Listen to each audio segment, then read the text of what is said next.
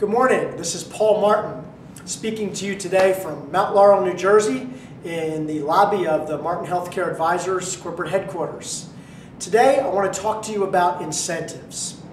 Why do we believe that you should have an incentive program for your rehabilitation staff? Well, if you think about it, your greatest asset that you have in your business is your staff. And it's also your greatest expense. So you want to take that asset and you want to make sure that that asset is working at a very high level of productivity so that expense can be utilized to drive revenue in your business as well as drive profit. So we believe that a well thought out, planned incentive program will absolutely add profit to your business. So what are the four key elements that we see of any incentive program? Well, the first is what we call the spouse test. And what we mean by that is that you should be able to go home to your spouse and explain exactly how the incentive program works in your practice. And you should be able to do that in less than 5 minutes. If it takes a 45-minute conversation over dinner to explain an incentive program, it's probably too complicated. So the spouse test means keep it simple. Secondly, we believe that an incentive program should be based on something that the staff person has some element of control. And what I mean by that is that it has to have something to do with the function and the role that they play within your business.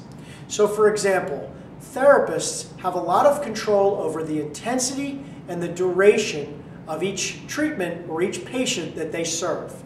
And so you'd want to look for an incentive program that would capture the intensity and duration of each treatment. We find typically that charges is a good way to do that. Your other staff could be based on other key functions. Front desk, for example, could be based on copay collections, could be based on arrival rate, could be based on visits or a percentage of evals that they're getting scheduled. Has to be something that they have control over, or they will lose sight of that incentive and they'll no longer work towards it. All right, third, we believe that in any incentive program, there should be some element of risk.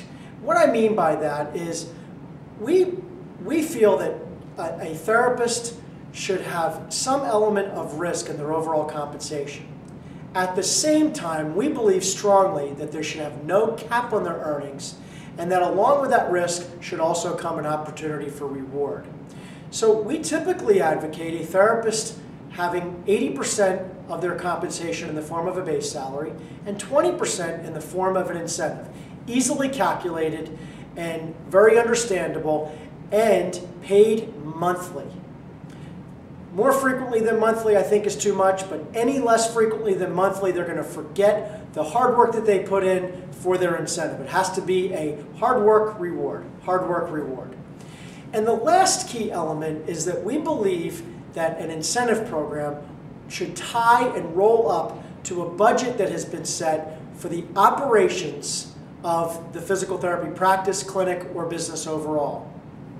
So everybody should be very much in tune and have a full understanding of what the operations targets are for the business.